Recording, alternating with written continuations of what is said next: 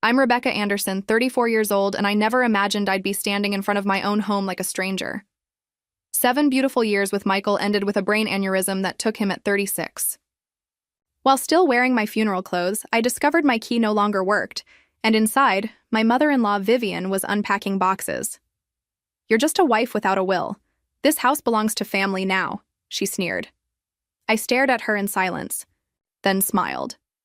If you've ever felt betrayed by family, please hit subscribe and let me know in the comments where you're watching from. Trust me, you'll want to see how this ends. Michael and I met during our graduate program in architecture at Cornell University, both of us drawn to the preservation of historic homes and the stories they held within their walls. I still remember the first time I saw him, sketching a Victorian facade in the university library, his brow furrowed in concentration as he worked out the precise details of an ornate cornice. Our connection was immediate and passionate, built on a shared vision of creating spaces that honored the past while embracing the future. We dated for 18 months before Michael proposed on a crisp autumn evening in the garden of a historic estate we'd been studying. Despite his family's subtle reservations about our relationship, we married in a small ceremony attended by close friends and family, though I couldn't help but notice the tight smile on Vivian's face as she watched us exchange vows. By that time, I had established myself as an interior designer with a growing reputation for blending contemporary functionality with classic elements, while Michael was making waves at a prestigious architectural firm specializing in historic renovations. Together, we saved enough for a substantial down payment on a neglected Victorian home that had captivated us both from the moment we saw it listed. That house became our shared dream, our largest canvas, and ultimately, the battlefield I never anticipated. I contributed exactly half of the $80,000 down payment from my own savings, a fact that seemed to irritate Vivian whenever it came up in conversation.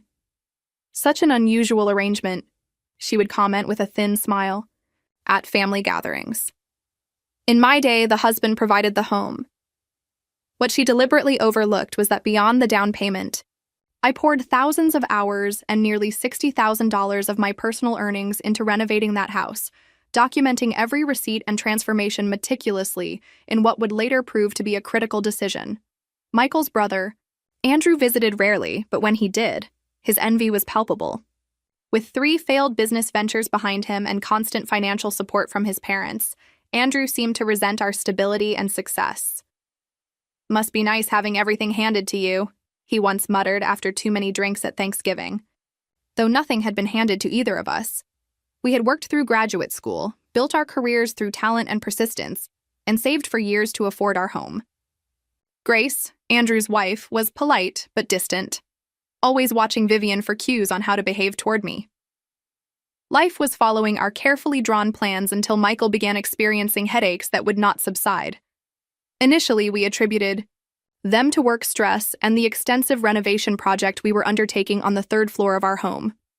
When over-the-counter medications failed to provide relief, I insisted he see a doctor, never imagining the diagnosis that would shatter our world. The neurologist identified an arteriovenous malformation, a tangle of abnormal blood vessels in his brain that had likely been present since birth. Like a ticking time bomb, it had waited silently until that moment to make its presence known. Surgery was scheduled, but 3 days before the procedure, while reviewing renovation plans in our kitchen, Michael collapsed. The aneurysm had ruptured, sending him into a coma from which doctors warned he might never wake. For 23 days, I lived in the hospital, sleeping in an uncomfortable chair beside his bed, speaking to him constantly about our home, our plans, our future, clinging to hope despite the increasingly somber expressions of the medical staff. Vivian and Richard, Michael's father, visited daily but maintained a strange formality with me, as though we were merely acquaintances sharing a waiting room rather than family united in grief and hope. When Michael briefly regained consciousness, on the 24th day, his words were slurred but urgent. "Make sure you're protected," he whispered, squeezing my hand with surprising strength. "Everything's yours. Don't let them," before drifting back into unconsciousness. Those were the last words he spoke to me. The following morning, his condition deteriorated rapidly, and by afternoon, despite the medical team's frantic efforts, I watched the monitors flatline, signaling the end of the life we had built together, the future we had planned dissolving in the sterile hospital air. The following days passed in a blur of funeral arrangements, paperwork, and a grief so profound, it felt physical. I moved through the necessary tasks on autopilot, barely registering the whispered conversations between Vivian and Andrew that halted when I approached, or the way Richard avoided making eye contact during the funeral planning. Exhaustion overwhelmed me as I drove home from the funeral home, having finalized the service details, looking forward to a few hours of solitude in the home Michael and I had loved, never suspecting that the worst betrayal was yet to come. I'll never forget the moment my key failed to turn in our front door lock. At first, I thought it was simple fatigue causing me to fumble, but after several attempts, the truth became undeniable. Someone had changed the locks on my home less than 48 hours after Michael's death. Before I could process this, the door swung open to reveal Vivian, her expression cold and triumphant as she blocked the entrance. "Rebecca," she said, my name sounding like an accusation on her lips. "We've been expecting you." Behind her, I glimpsed Andrew and Grace in Michael's office, methodically sorting through his architectural drawings and awards, placing them in cardboard boxes labeled Anderson Family Property. The reality of what was happening hit me like a physical blow. "What are you doing?" I managed to ask, my voice barely audible as shock constricted my throat. Vivian straightened her spine, her chin lifting in that imperious way that had always signaled conflict during family gatherings.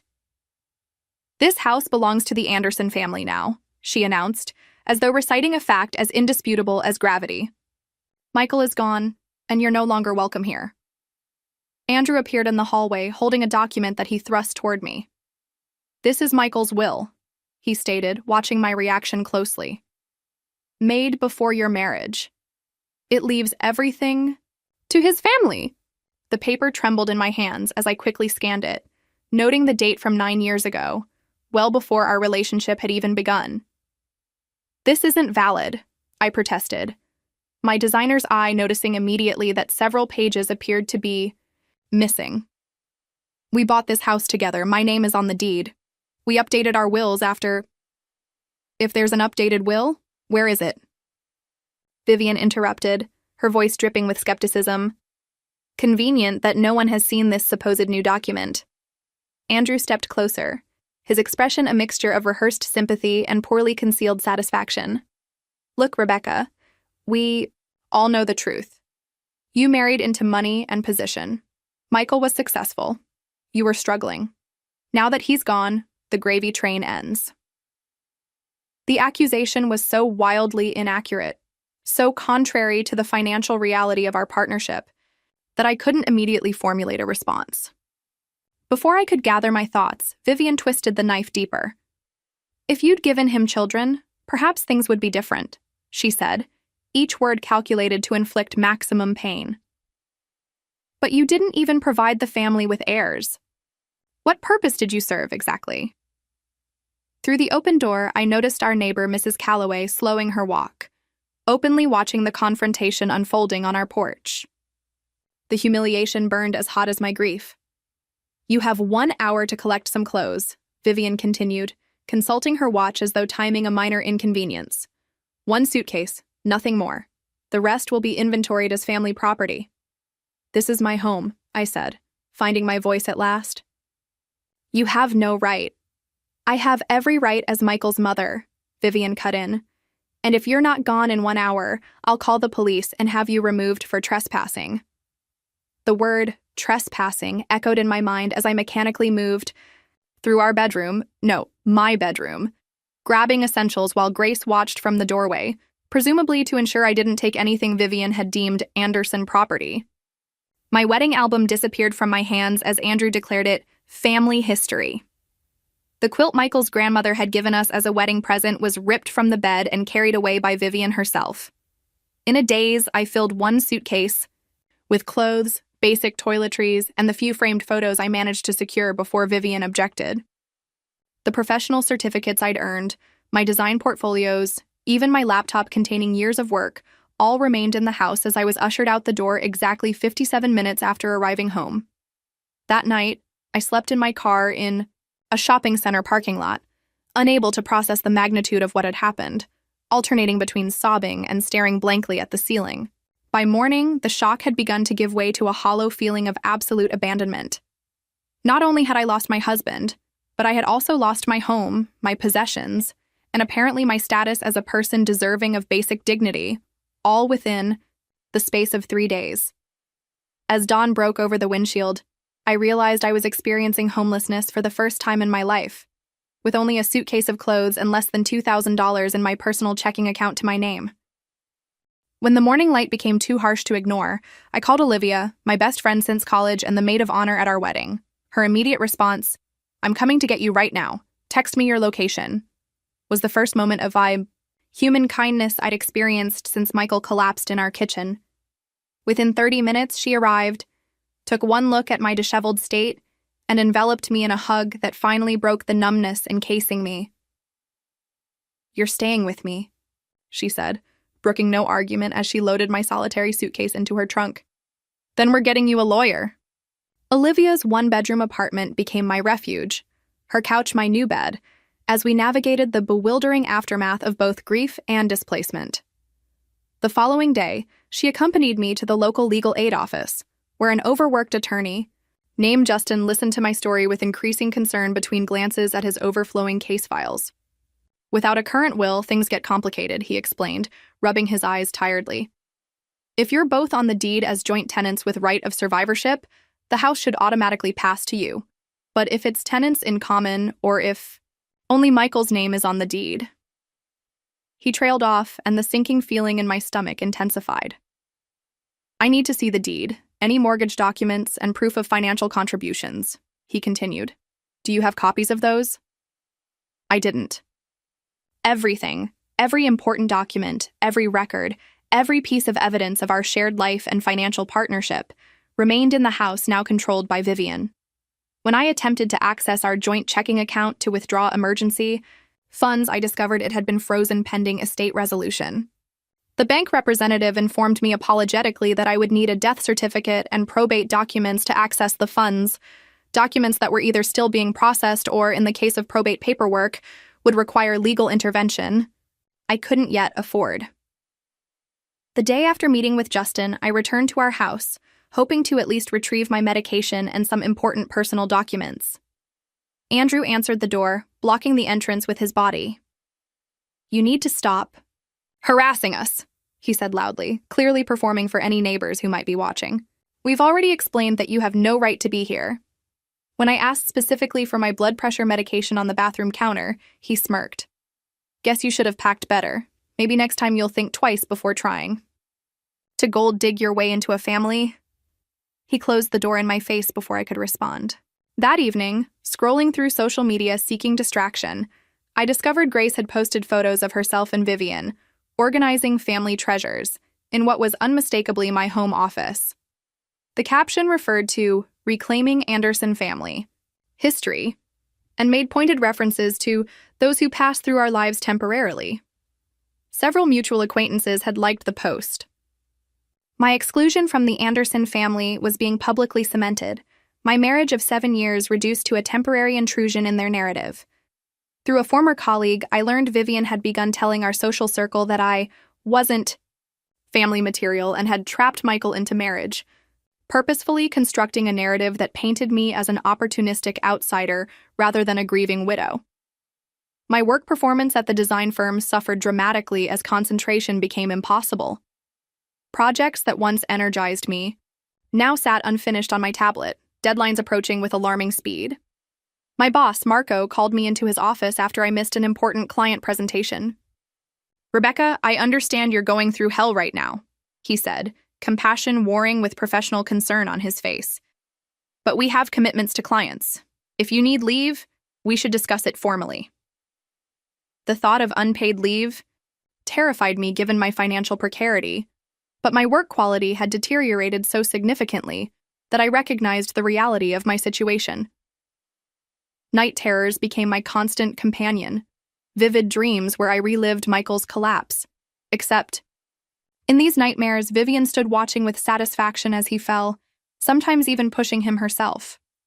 I would wake, gasping on Olivia's couch, sweating and disoriented, grief and betrayal tangled so completely that I could no longer separate the emotions.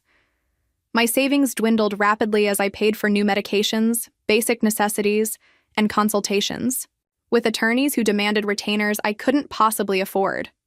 Apartment hunting revealed that without proof of current employment, my job now in jeopardy, and with no rental history in my name for the past 7 years, having been a homeowner, securing even a studio apartment would be nearly impossible without a substantial deposit and cosigner. While waiting in line at a local coffee shop, I overheard 2 women discussing that poor Anderson boy who died and his wife who got nothing because she wasn't really family. The casual cruelty of the gossip, clearly originating from Vivian's calculated campaign, sent me rushing to the restroom to vomit, another public humiliation to add to the growing collection. Each day brought new evidence of how thoroughly I was being erased from Michael's life and legacy, how effectively Vivian was rewriting our history while I struggled simply to function through grief and shock. 3 weeks after Michael's funeral, Olivia reluctantly showed me the social media posts revealing that Vivian had hosted a proper family memorial at our house. Photos showed dozens of guests in our living room, standing beneath the chandelier. Michael and I had installed together, drinking from crystal glasses we had received as wedding gifts. Most painful was the sight of the fireplace mantle, stripped of our wedding photos and travel mementos, now displaying Anderson family photos in which I was conspicuously absent. In one image, Vivian stood in the kitchen I had designed, serving food on the artisan plates I had collected, while a banner reading, "Remembering Our Michael," hung on the wall. Our home had been literally redecorated to erase my existence within 21 days of his death. The violation felt physical, as though his family had not only stolen my shelter, but were systematically destroying the evidence that we had ever been partners in creating that space. Through a mutual friend who attended the event out of morbid curiosity, I learned that Vivian had told guests I was too unstable to participate in the memorial, further cementing the narrative that I was somehow separate from Michael's real family and life. Later that same week, I discovered through an online listing that Andrew was selling Michael's collection of vintage cars, including the 1967 Mustang we had restored together as our first major joint project. The cars had been stored in a detached garage on our property, and while I had no particular attachment to most of them, the Mustang represented countless weekends of shared labor, frustration, and triumph. Seeing it advertised with the caption, "Estate Sale, Classic Cars from the Anderson Collection," felt like watching another piece of our history being auctioned off without acknowledgement that these had been our shared possessions. The legal system, which I had naively believed would quickly recognize and correct such an obvious injustice, moved with glacial slowness. Justin from Legal Aid connected me with a probate attorney who reviewed my case and sent a formal letter, demanding the Anderson family cease disposal of assets pending legal resolution. In response, I received a certified letter from the Andersons' attorney characterizing me as a disgruntled former daughter-in-law attempting to claim family heirlooms, and demanding I surrender Michael's great-grandmother's wedding ring, which I had worn since our marriage. The letter further claimed that Ms. Winters, my maiden name, deliberately used to emphasize my outsider status, was harassing the grieving Anderson family during their time of mourning. The cognitive dissonance of being portrayed as the aggressor while being systematically stripped of home, possessions, and dignity took a physical toll. I developed persistent insomnia, losing nearly 12 pounds in 3 weeks as my appetite disappeared completely. Dark circles became permanent features. Beneath my eyes, my clothes hanging loosely on my diminished frame. Marco regretfully placed me on unpaid leave after I misinterpreted client instructions on a major project, potentially costing the firm a valuable contract. "Take the time you need to sort out your personal situation," he said kindly but firmly. "Your position will be here when you're ready to return." Without income, my financial situation became dire. Friends from our shared social circle began choosing sides, some avoiding me entirely to prevent alienating the influential Anderson family, while others admitted they didn't know what to believe amid the conflicting narratives. Even relationships, with steadfast supporters like Olivia, became strained by my extended presence in her small apartment. "Stay as long as you need," she insisted, though I couldn't miss her relief when leaving for weekend trips to her boyfriend's place. Desperate for income, I interviewed for retail positions, attempting to explain my situation to skeptical managers who clearly found it suspicious that a supposedly successful interior designer was applying for minimum wage work with no recent references. At a grocery store 3 miles from our neighborhood, I turned down an aisle and came face to face with the specialty pasta Michael and I had purchased monthly for our tradition of homemade Sunday dinners. The sight of the familiar packaging triggered such an intense panic attack that I abandoned my cart mid-store, gasping for breath in the parking lot as bewildered shoppers gave me a wide berth. Perhaps most painful was discovering through social media that Michael's workshop tools, the carefully collected instruments he had used to restore architectural details in our home, were being sold piece by piece through online marketplaces.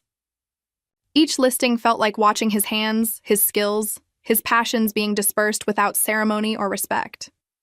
That same week, a local community newsletter published a brief interview with Vivian about her work, preserving the Anderson family legacy, including her plans to eventually sell the family home once she had properly sorted through our son's belongings. No mention was made of my contributions to that home or my status as Michael's wife of 7 years. My parents, living abroad for a long-term work assignment, offered emotional support through daily video calls, but could provide little practical assistance from 6,000 miles away.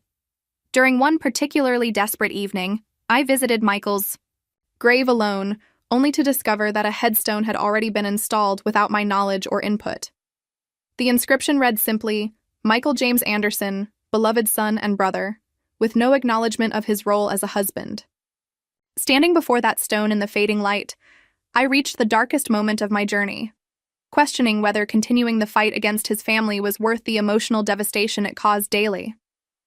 For a brief, frightening moment, I understood how people could surrender to despair when facing systematic erasure of their existence and worth. Sitting on the damp grass beside his partial memorial, I whispered to Michael, asking for a sign that I should continue, some indication that fighting for our shared life and home wasn't merely prolonging my own suffering. The turning point came unexpectedly the following evening as I sorted through the meager possessions I'd managed to take from our home. Among them was a framed photo of Michael and me on our honeymoon in Santorini, one of the few personal items I'd grabbed during my supervised packing. As I held it, remembering the perfect Mediterranean light on that day, the frame slipped from my hands and shattered on Olivia's hardwood floor. While collecting the broken pieces, I noticed something unusual taped to the back of the photo, a small key with a numbered tag I didn't recognize.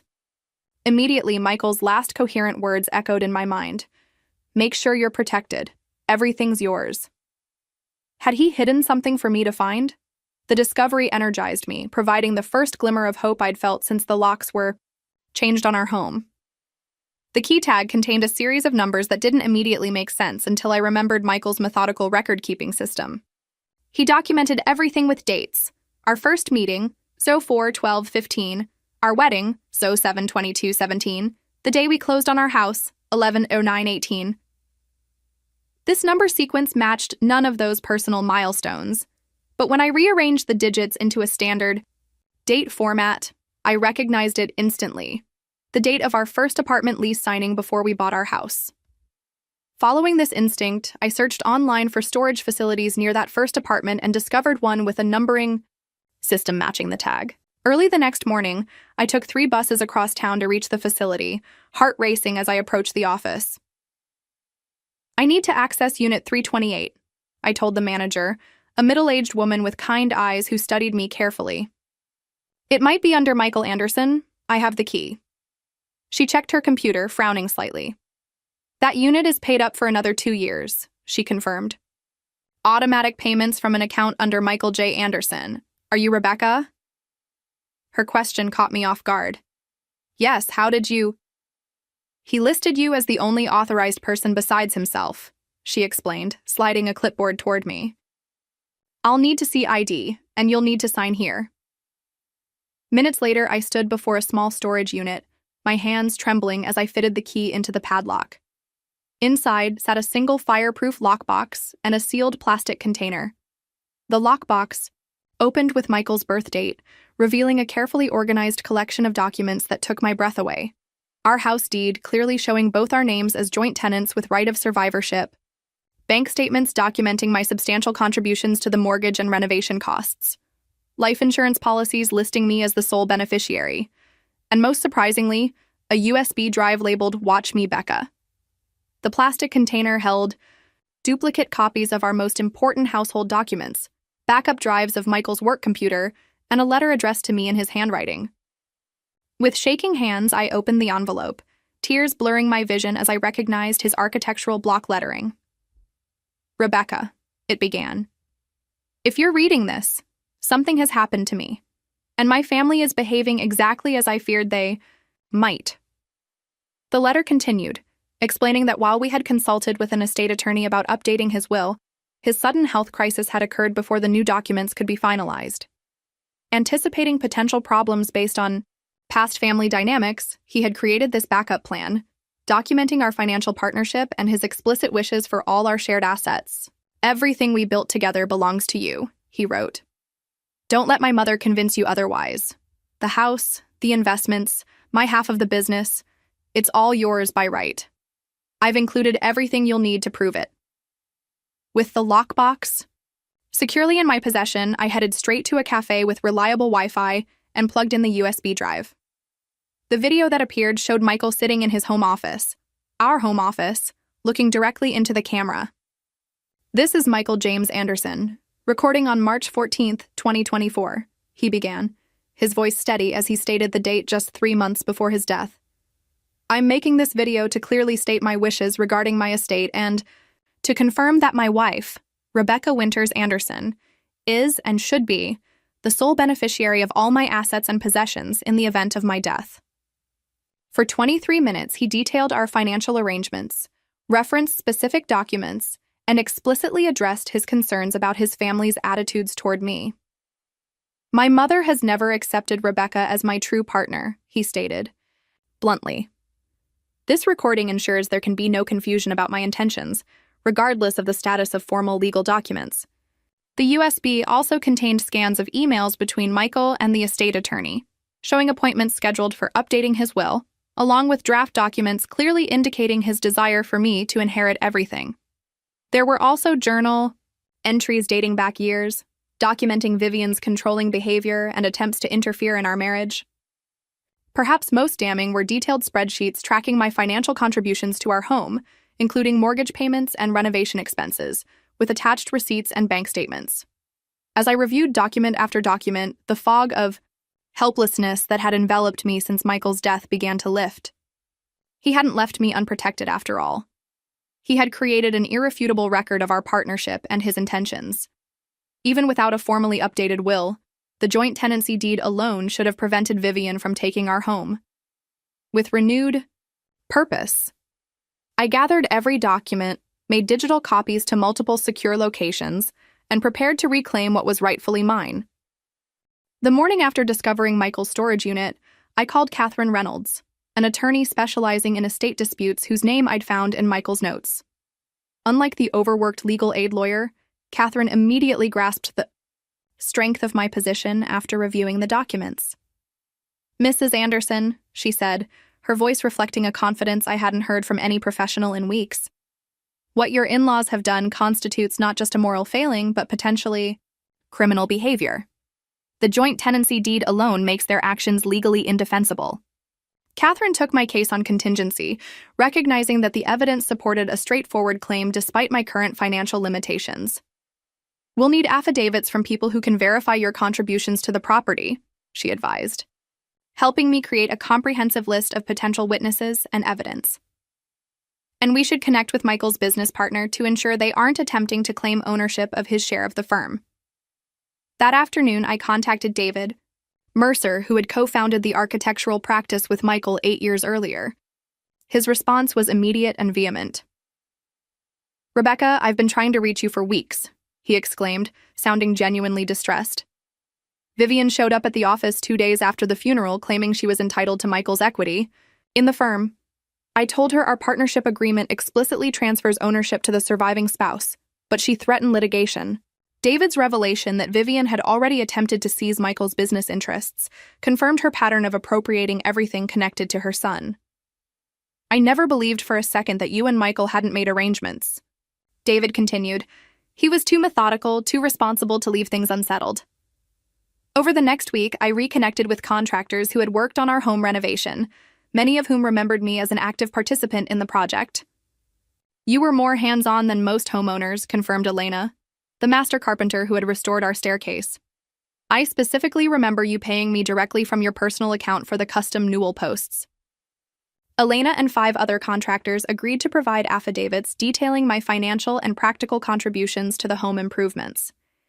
Catherine assembled a comprehensive financial record proving my payments toward the mortgage, property, taxes, and home insurance from my separate design firm earnings.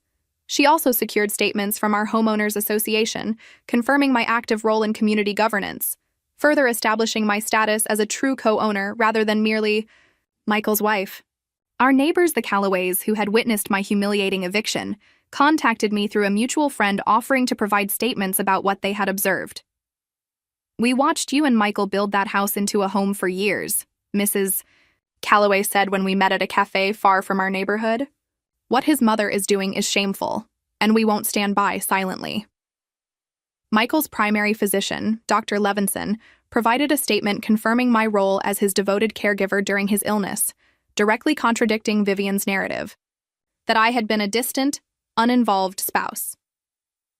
Through careful research, Catherine identified multiple legal grounds for our case: my clear survivorship rights as joint tenant on the deed, my substantial contributions creating an equity interest even if the deed were contested, the implication of undue influence in any claim based on Michael's outdated will, and potential civil claims for conversion of personal property, wrongful eviction, and intentional infliction of emotional distress.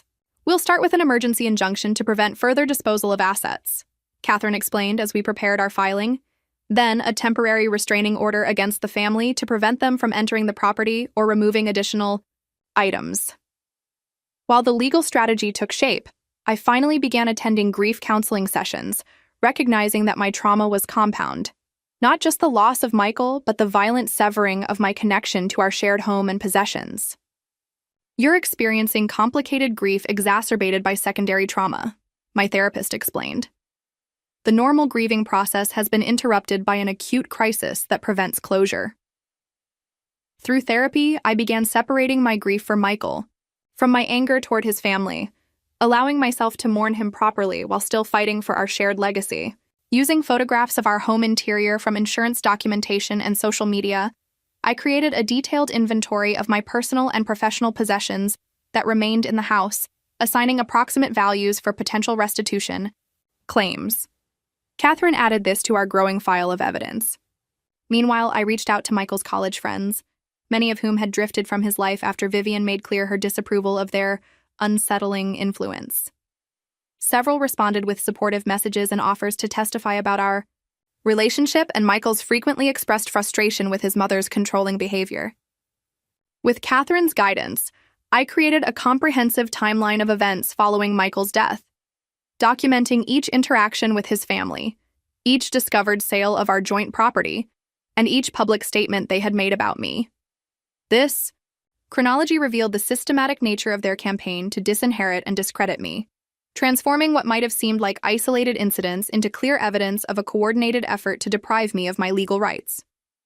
As our case solidified, Catherine prepared me for the public nature of our legal battle. The Andersons have been creating their narrative unopposed for weeks, she noted. When we file these motions, expect them to escalate their attacks on your character. We need to be ready with clear, factual responses that focus on the legal issues rather than emotion. Despite her warning, I felt stronger than I had since Michael's collapse, empowered by purpose and the knowledge that I was fighting not just for material possessions, but for the recognition of our partnership and the life we had built together.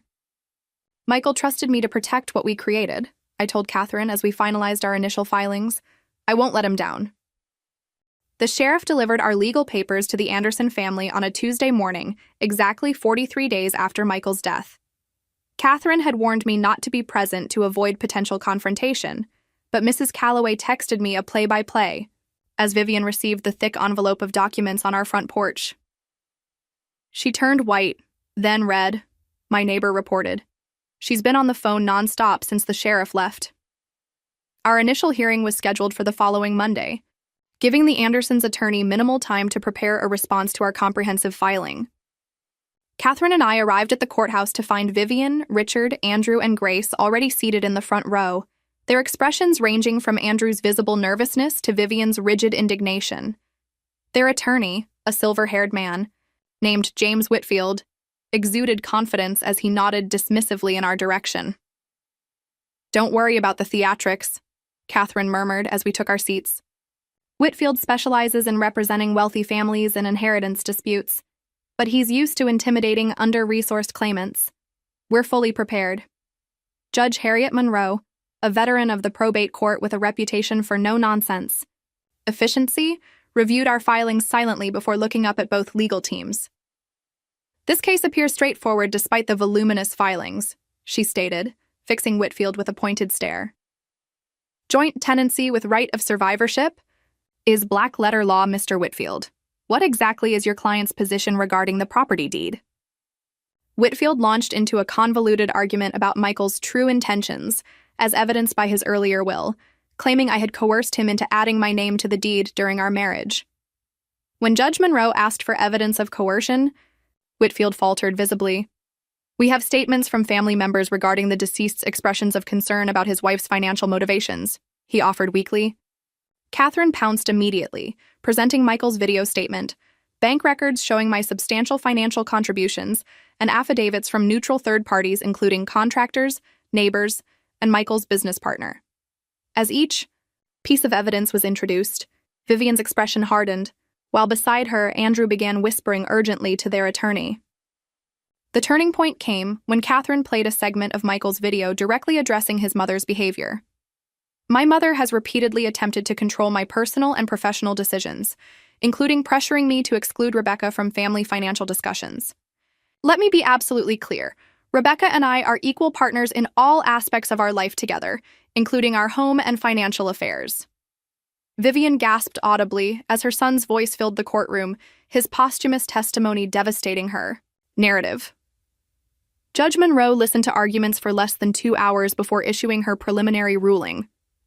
"Based on the clear evidence before this court, I am granting temporary exclusive possession of the property to Rebecca Anderson as the surviving joint tenant," she announced. "Furthermore, I am issuing a temporary restraining order preventing the Anderson family from entering the property or disposing of any additional assets until ownership of personal property can be properly determined." She fixed Vivian with a stern gaze. "Mrs. Anderson Sr., this court takes a very dim view of self-help evictions under any circumstances, but particularly against a recent widow. Your actions appear both legally and morally indefensible based on the evidence presented today." As the judge spoke, Vivian's face contorted with rage. The moment Judge Monroe called for a 15-minute recess before addressing additional motions, Vivian stood and pointed at me from across the courtroom. "You manipulated him from the beginning," she shouted, her voice echoing against the wood-paneled walls. "You were never worthy of the Anderson name." Court officers stepped forward immediately, but the damage to her credibility was already done. Catherine squeezed my arm supportively as Whitfield hurriedly escorted his client from the courtroom, her public outburst undermining any portrayal of her as a reasonable, grieving mother. That afternoon, accompanied by a court-appointed escort and locksmith, I returned to our home for the first time in over 6 weeks.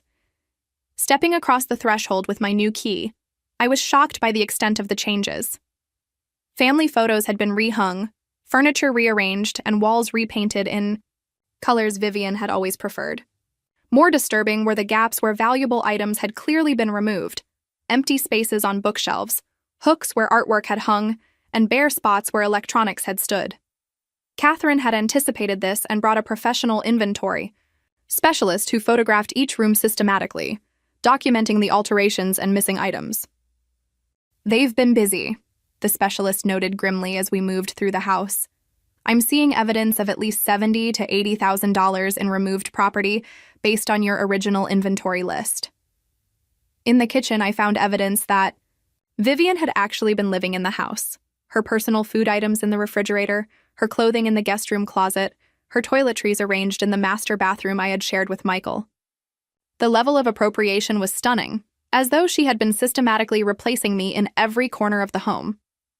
When confronted with the evidence of missing items at our follow-up hearing, Vivian claimed they were Anderson family heirlooms that had merely been safeguarded during the dispute.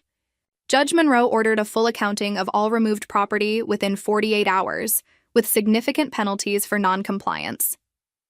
After that hearing, Grace approached me in the courthouse hallway while Vivian was engaged with their attorney. "Rebecca," she said hesitantly, glancing over her shoulder, "I need to talk to you privately." Later that day, over coffee at a discreet location, Grace revealed the extent of Vivian's methodical campaign. "She started planning this the day Michael was hospitalized," Grace admitted, tears streaming down her face. "She told Andrew and Richard that you would try to take Anderson family property and that they needed to protect Michael's legacy from you." According to Grace, Vivian had already consulted with Whitfield before Michael died, strategizing how to challenge any inheritance claims I might make. "She has a storage unit full of things from your house," Grace confessed. "Artwork, electronics, jewelry, anything she thought was valuable. She's been giving family pieces to relatives, telling them they need to rescue Anderson heirlooms before you could sell them." The day after Grace's confession, I began receiving anonymous messages from members of Vivian's church group, calling me a gold digger and family destroyer. Catherine immediately documented these communications as evidence of ongoing harassment.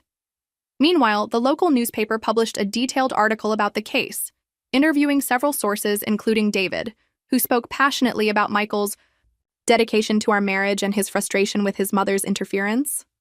As public opinion began shifting, several of Michael's former clients contacted me with supportive messages and stories about how proudly he had spoken of our partnership. Vivian's desperation became evident when she attempted to claim in a subsequent filing that Michael had been mentally compromised for months before his death, suggesting his video statement and joint tenancy arrangement reflected diminished capacity. Catherine immediately countered with Michael's medical records and professional accomplishments during the period in question, including complex architectural projects and publications that clearly demonstrated his mental acuity.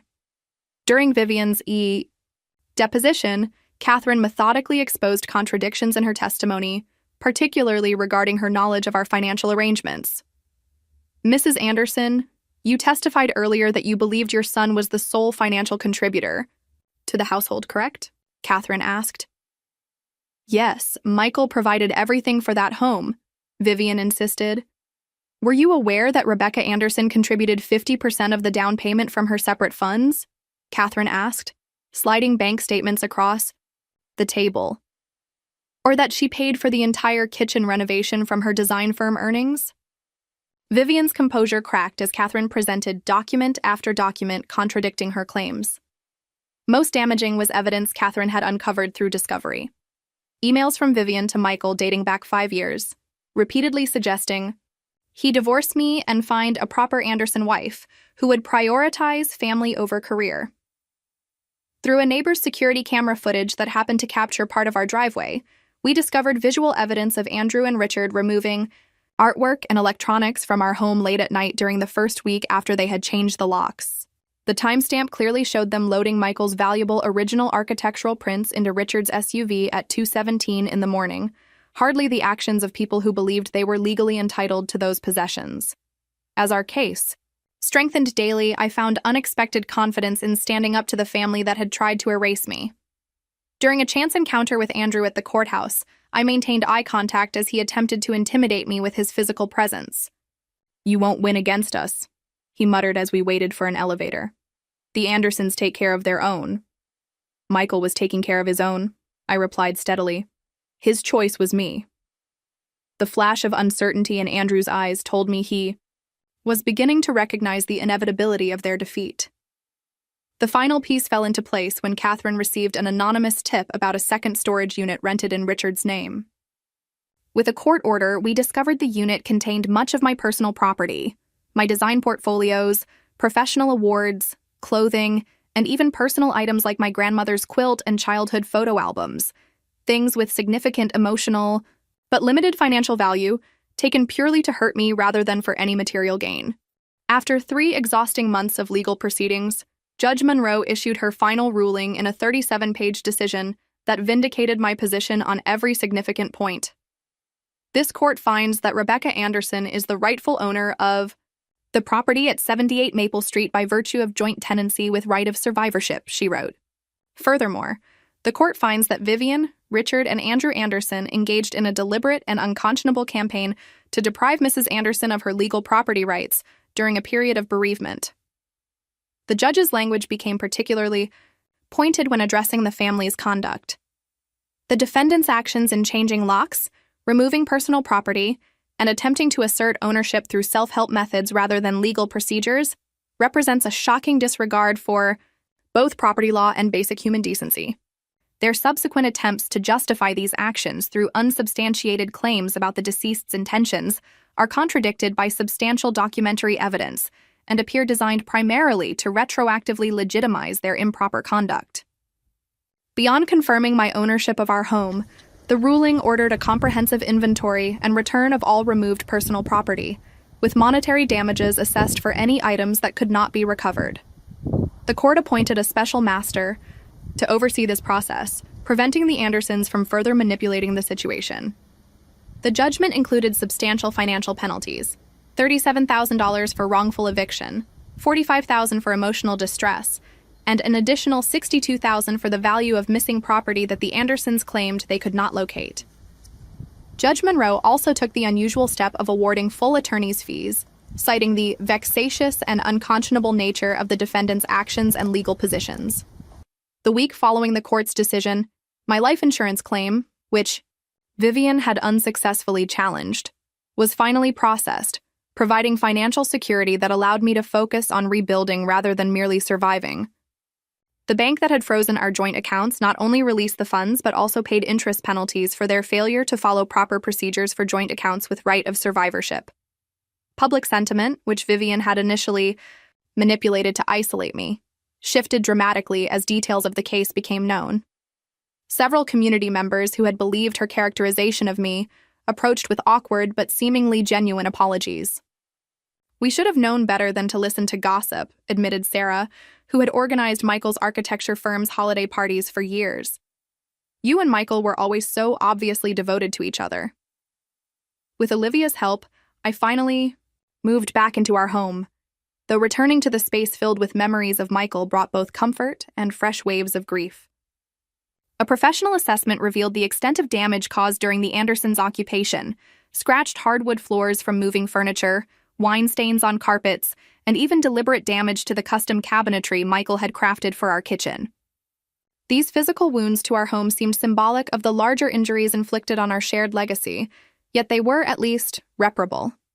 The court-ordered return of property created a final confrontation with Vivian, who arrived at the house with a truck containing items the special master had identified as belonging to me. As she supervised the unloading, her expression remained stony, her posture rigid with resentment. When the workers finished, she approached me on the porch, a small wooden box in her hands. "These are the last of Michael's grandmother's jewelry pieces," she said, her voice stripped of its usual imperious tone. "The court says they belong to you now." As I accepted the box, meeting her gaze steadily, Vivian seemed to deflate slightly. "You've won," she acknowledged, the words clearly painful for her. "You've taken everything that mattered." "I haven't taken anything, Vivian," I replied quietly. "I'm simply keeping what Michael and I built together, what we always intended to share." She turned away without response, but there was something different in her bearing, not acceptance, perhaps, but recognition of the immutability of her defeat. The most surprising development came 2 weeks later when Andrew contacted me requesting a private meeting. In a neutral coffee shop downtown, he sat across from me with an unfamiliar hesitancy. "I need to apologize," he began awkwardly. I followed. Mom's lead, because I always have. But watching this case unfold, seeing the evidence... He paused, struggling visibly. "Michael talked to me about updating his will last Christmas. He was explicit about wanting everything to go to you. I should have spoken up when Mom started claiming otherwise." While his admission came far too late to prevent months of suffering, it represented the first acknowledgement from any family member that their actions had been based on deliberate misrepresentation rather than genuine misunderstanding. Andrew also revealed that his marriage to Grace was ending, partly due to her discomfort with the family's behavior during the dispute. "She kept saying we crossed lines that decent people don't cross," he admitted. She was right. The community's support manifested in unexpected ways. Local businesses that had initially distanced themselves from me based on Vivian's narrative now made gestures of reconciliation. The owner of Michael's favorite bakery brought a basket of bread with a card reading, "Michael always spoke of you with such pride. We should have remembered that." Most moving was the weekend when Michael's close friends organized a restoration project for the areas of the house damaged during the Andersons' occupation. 12 people arrived with tools, materials, and determination to erase the physical evidence of that painful period.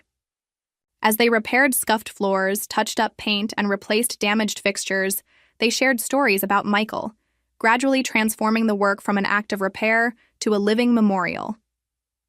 During the cleanup, we discovered several hidden caches of photos and mementos that Vivian had attempted to destroy rather than return, tucked behind drawers, stuffed inside heating vents, and sealed in the backs of picture frames. Each recovery felt like reclaiming another fragment of our life together, pieces of our history rescued from deliberate erasure. Through the Special Master's investigation, we also traced several valuable items that Vivian had distributed to extended family members under the guise of preserving Anderson heirlooms. Most relatives, now aware of the court's findings, cooperatively returned these items, many expressing embarrassment at their unwitting participation in Vivian's scheme. The final symbolic act in reclaiming our home came when I hired a locksmith to change every lock using a new master key system that erased the possibility of any old keys functioning. As the locksmith worked, I walked through each room, removing the last traces of the Andersons' brief occupation and restoration, the space to reflect the home Michael and I had created together. Standing in our bedroom that evening, holding the new keys in my palm, I felt Michael's presence more strongly than at any time since his death. Not as a ghost, but as the embodiment of the life and home we had built through love, partnership, and mutual respect. For the first time since his collapse in our kitchen, I slept through the night without nightmares, finally secure in the knowledge that our shared legacy would endure. 1 year after Michael's death, I stood in the garden behind our home, watching the morning light filter through the Japanese maple trees we had planted together. The anniversary brought grief, of course, a grief that I now understood would always be part of me. But it also brought a sense of accomplishment and peace that had seemed impossible during those dark weeks when I slept on Olivia's couch, stripped of home and identity. The garden had become my most meaningful project, designed using sketches Michael had left in his portfolio labeled Future Garden Plans. Creating this space according to his vision while adding my own elements felt like a perfect metaphor for moving forward, honoring what we had shared while allowing new growth to emerge. My professional life had not merely recovered, but flourished. Marco had welcomed me back to the design firm with genuine relief, and my experiences had unexpectedly opened a new specialization in estate planning for couples, particularly focusing on protecting joint assets and creative legacy. This work brought not only financial security, but also the satisfaction of helping others avoid the nightmare I had endured. 3 months after the court's final ruling, I was offered a partnership that Michael would have celebrated enthusiastically. The settlement funds from the Anderson case went largely untouched, directed instead toward establishing the Michael Anderson Scholarship for Historic Preservation at our alma mater. Each year, the scholarship would support a student combining architecture and preservation, carrying forward Michael's passion for honoring the stories embedded in historic structures. The announcement of this scholarship generated an unexpected letter from Richard, Michael's father, who had remained largely silent throughout the legal proceedings. "While I cannot speak for my wife," he wrote, "I wish to express my personal regret for actions taken in grief that caused additional pain. The scholarship honors our son's values in a way I failed to do." Though brief and careful in its wording, the note suggested at least one member of the Anderson family had begun reflecting on their behavior. Perhaps the most surprising development in my journey was the friendship that gradually formed with Grace following her divorce from Andrew. Initially reaching out to return personal photos she had saved from Vivian's destruction, she became an unexpected ally and eventually a friend. "Being part of that family was suffocating," she confided during one of our occasional dinners. "Watching how they treated you after Michael died finally showed me what I was becoming by staying." Her perspective on the family dynamics proved invaluable to my healing process, helping me understand that their behavior reflected long-established patterns of control and exclusion rather than specific rejection of me. My relationship with Olivia deepened through the crucible of crisis. The friend who had unhesitatingly offered her couch during my darkest hours now had her own key to my home, dropping by regularly with takeout and insistence that I take breaks from work. "Michael would haunt me if I let you become a recluse," she would joke, dragging me to concerts or weekend hiking trips that gradually reintroduced joy and spontaneity into my life. Weekend trips with Olivia and the close-knit circle of friends who had stood by me became essential rituals of reconnection with the world beyond grief and legal battles. On a rainy Tuesday 6 months after the court ruling, I encountered Vivian unexpectedly at the supermarket. She stood frozen in the produce section as our eyes met, clearly contemplating escape. Instead of the anger or anxiety such meetings had previously triggered, I felt a strange calmness as I nodded acknowledgement before continuing my shopping. The power she had held over my emotional state had dissolved, replaced by something approaching pity for a woman whose controlling nature had cost her not only her relationship with her son during his life, but also her standing in the community she so valued. 2 weeks later, a thick envelope arrived containing a handwritten letter from Andrew. "After much reflection," he wrote, "I've begun therapy to address patterns in our family that I'm determined not to perpetuate. Our treatment of you after Michael's death exposed a toxic foundation I can no longer ignore." While his words couldn't erase the months of suffering his actions had caused, they affirmed my growing understanding that families are defined by choices and behavior rather than merely by blood or legal ties. This recognition helped me appreciate the family I had constructed around myself. Friends who had demonstrated love and loyalty when it mattered most, showing up with moving boxes, legal referrals, job leads, and shoulders to cry on. By the time spring arrived, I had established new traditions in the house while preserving meaningful connections to Michael. His architectural drawings remained framed on the walls, but I had rearranged furniture to better suit my current life. His clothing had been respectfully donated to a program supporting architecture students, while I kept select pieces with special memories. The home breathed differently now, still honoring our shared history while acknowledging my continuing story. When my parents finally managed to visit from abroad, seeing the house for the first time since the legal resolution, my father paused in the entryway, looking around with quiet assessment. "You've done what Michael would have wanted," he said simply. "You've made this place fully yours while keeping him present." His observation precisely articulated what I had intuitively worked toward during the healing process. The estate planning attorney who had helped me secure my own arrangements, a process I now recommended to everyone regardless of age or health, remarked that my case had become something of a teaching example in her practice.